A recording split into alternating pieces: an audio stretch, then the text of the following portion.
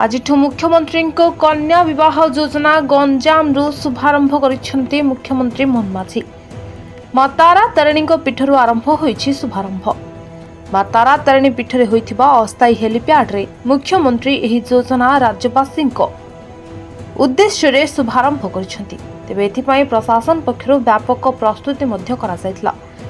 कन्यार बयस 18 रु 35 वर्ष भितर थिबा बेले बरर बयस सीमा 21 रु 35 वर्ष हेबा दरकार। तेबे लाभार्थी को 60,000 टंका लेखाएं दियाजिबो। विवाहर सबु खर्च सरकार बहन करिवे। सामूहिक विवाह रे प्राय 200 दंपति जोग दैथिबा सूचना रहिछि। महिला को सम्मानजनक जीवन प्रदान आम सरकार प्रमुख संकल्प बोली कहिसंति। तेबे कन्या विवाह जेपरि समस्या होई रहिबनी एही योजना माध्यम रे साजिबो। आमर ही प्रयास केवल आर्थिक सहायता मध्य सीमित नुह, बरम यह समाजरू यौतुक भली कुप्रथार विलोप करिबो। कन्यांक प्रति सम्मानजनक दृष्टिकोण सृष्टि रे बड़ भूमिका ग्रहण करिबो। झियों को सम्मान और स्वाभिमान सह नुआ जीवन प्रदान आमर लक्ष्य हेबो बोली कहिसंति मुख्यमंत्री।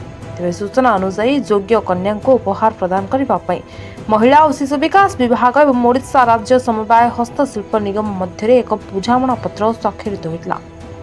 उत्कलिका एही योजना रे कन्या को हस्ततंत साड़ी, चूड़ी, रूपार पाउंजी और झुंटिया भली श्रृंगार सामग्री सह बासन कुसन भली घरोई व्यवहार सामग्री जोगाइबा नै उप मुख्यमंत्री प्रभाती परिड़ा सूचना दैथिले।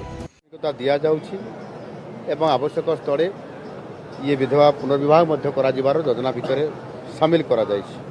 आ ये योजना आसंता ये 25-26 रु आरंभ होइछि एवं आसंता ये 29-30 मसीहा पर्यंत ये कार्यक्रम रहिबो। सेतिपाई आमे ये प्रति वर्षर बजेट आमे 59 कोटी टका रखिछु। आगामी ब्यूरो रिपोर्ट मीडिया वॉइस।